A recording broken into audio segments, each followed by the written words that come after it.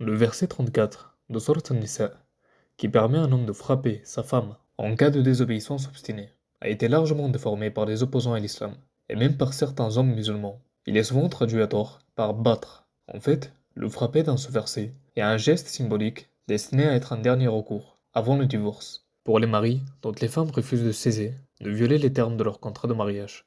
Il existe des restrictions légales très strictes sur la manière dont un homme peut discipliner sa femme, interprétée dans son contexte complet. Le verset est en réalité une interdiction de la violence domestique.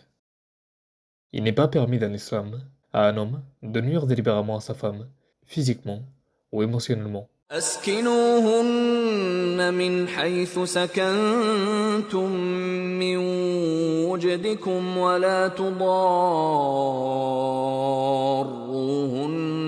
لتضيقوا عليهن وإن كن أولات حمل فأنفقوا عليهن حتى يضعن حملهن فإن أرضعن لكم فآتوهن أجورهن وأتمروا بينكم بمعروف وإن تعاسرتم فسترضع له أخرى. As-Suyuti écrit: Parmi leurs droits à une bonne conduite figurent ceux qui sont légaux, à savoir des bonnes conditions de vie, éviter tout préjudice, etc. Tous les savants sont unanimes pour dire que la frappe mentionnée dans ce verset est sans sévérité, غير مبرح, ou sans douleur, غير معلم. Ce n'est que dans le cas où une femme viole habituellement son contrat de mariage et après que d'autres moyens ont été pris, mais n'ont pas réussi à corriger son comportement. Il est illégal dans l'islam pour un mari de causer des contusions, des blessures ou tout autre préjudice à sa femme. Amr bin al-Awas rapporte: Le messager d'Allah, sallallahu alayhi wa sallam, a dit: Je vous enjoins de bien traiter les femmes, car elles sont pour vous comme des captives. Vous n'avez pas le droit de les traiter autrement, à moins qu'ils ne commettent une immoralité flagrante. S'ils le font, vous pouvez alors vous séparer de leur lit et les frapper sans leur causer de douleur. Mais s'ils vous obéissent, vous ne pouvez rien faire contre eux. Ibn Abbas, radiyallahu anhu, a dit: C'est un coup sans sévérité.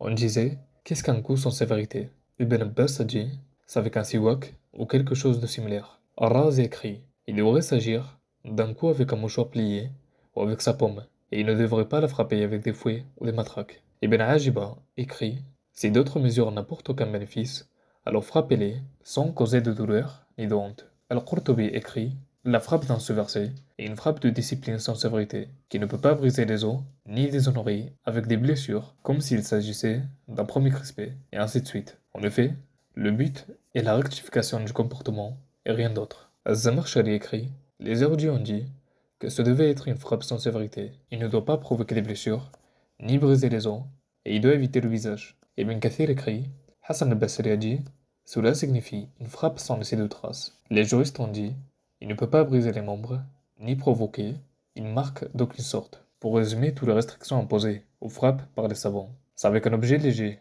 comme un siwak, un mouchoir ou une paume, et non avec une massue ou un fouet. Cela ne doit pas causer de douleur, de blessure, de mal ou de honte. Cela doit ne laisser aucun bleu ni marque. Et il ne doit pas être sur des zones sensibles, comme le visage. Un homme qui enfreint l'une de ces restrictions est tenu légalement responsable, et sa femme peut divorcer pour cela, ce qui équivaut à une interdiction de la violence domestique. Le prophète sallallahu alayhi wa sallam utilisait une telle frappe symbolique avec ses compagnons masculins comme moyen d'attirer leur attention. Abu Tar rapporte: Le prophète sallallahu alayhi wa sallam m'a frappé la poitrine avec sa main et il a dit. Dans ce cas, le prophète sallallahu alayhi wa sallam a frappé Abu Tar à la poitrine avant de lui donner une leçon importante sur le leadership. Ce n'était pas destiné à le blesser ou le déshonorer, mais plutôt à attirer son attention. En fait, certains des premiers musulmans comprenaient que les frappes étaient métaphoriques et non physiques du tout. Atta a dit: Un homme ne doit pas frapper sa femme s'il lui ordonne et lui interdit et qu'elle ne lui obéit pas, mais il doit plutôt lui montrer sa colère. En effet, le prophète sallallahu alayhi wa sallam n'a jamais frappé une femme ou un serviteur à moins qu'il n'ait à se défendre ou à défendre sa communauté au combat. C'est le modèle prophétique, juste, que les musulmans sont censés imiter. Aïcha radiyallahu anha rapporte: Le messager d'Allah sallallahu alayhi wa sallam n'a jamais frappé quoi que ce soit avec sa main, ni un serviteur ni une femme, à moins qu'ils ne combattent dans le sentier d'Allah. À cet égard, la meilleure chose à faire pour un homme musulman est de ne jamais frapper sa femme. L'action de frapper symboliquement sa femme est considérée par les érudits comme autorisée, mais désapprouvé, ce qui signifie qu'un homme musulman sera divinement récompensé s'il ne le fait pas. Ilyas ibn Abdullah a rapporté, le messager d'Allah sallallahu alayhi wa sallam a dit, de nombreuses femmes sont venues de la famille de Mohammed pour se plaindre des coups portés par leurs maris. Ces hommes ne sont pas les meilleurs parmi vous. Le prophète sallallahu alayhi wa sallam mettait également en garde les femmes de la communauté contre les hommes qui battraient leurs femmes. Par exemple, le prophète sallallahu alayhi wa sallam a conseillé à Fatima ibn Qais de ne pas épouser un homme connu pour frapper les femmes, en disant, quant à Abu Jahm, il bat fréquemment les femmes, tu devrais plutôt épouser Oussama. Par conséquent, même avec toutes les limitations imposées au fait de frapper une femme, les érudits découragent toujours les musulmans de le faire. Al-Shafi'i a dit, il est permis de frapper, mais il vaut mieux l'éviter. Et Al-Nawawi écrit, même si la discipline est permise, il vaut quand même mieux l'éviter. À au moins 2 reprises, le prophète sallallahu alayhi wa sallam a séparé un homme de sa femme parce qu'il l'a maltraité physiquement. Ali ibn Abi Talib radiyallahu anhu a rapporté, l'épouse d'Al-Walid al-Mu'aqba est venue voir le messager d'Allah sallallahu alayhi wa sallam et s'est plainte auprès de lui en disant, ô messager d'Allah, Al-Walid m'a battu. Le prophète sallallahu alayhi wa sallam a dit, dis-lui, le prophète m'a accordé sa protection. Elle est revenue plus tard et a dit, il ne m'a rien donné à part encore des coups. Le prophète sallallahu alayhi wa sallam arracha un morceau de tissu de sa chemise et dit,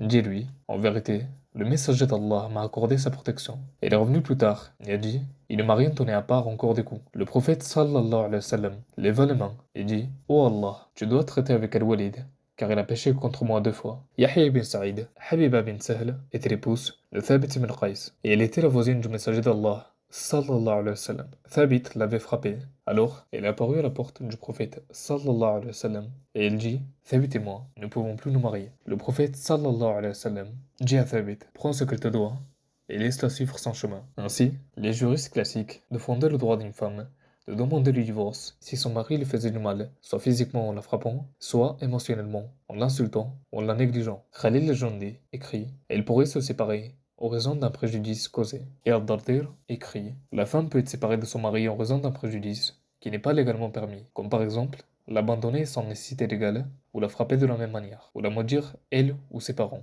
Enfin, le prophète sallallahu alayhi wa sallam a fortement encouragé les hommes musulmans à traiter les femmes en général et leur épouse en particulier avec le plus grand respect et la plus grande chevalerie. La mesure du caractère d'un homme est directement liée à la manière dont il traite les femmes. Abu Hurayra a rapporté, le messager d'Allah sallallahu alayhi wa sallam a dit, les croyants les plus complets dans la foi sont ceux qui ont le caractère le plus excellent, et les meilleurs d'entre vous sont ceux qui se comportent le mieux envers leurs femmes. En résumé, le Coran n'autorise pas les musulmans à faire du mal ou à battre leurs femmes. Au contraire, le frapper mentionné dans le verset est un geste symbolique et un dernier recours pour corriger la mauvaise conduite d'une femme avant d'entamer le divorce. Si un mari fait du mal à sa femme, celle-ci a le droit de demander le divorce. Les hommes musulmans devraient suivre l'exemple du prophète sallallahu alayhi wa sallam qui ne frappait jamais ses femmes et se comportait de manière honorable, chevaleresque et compatissante envers les femmes.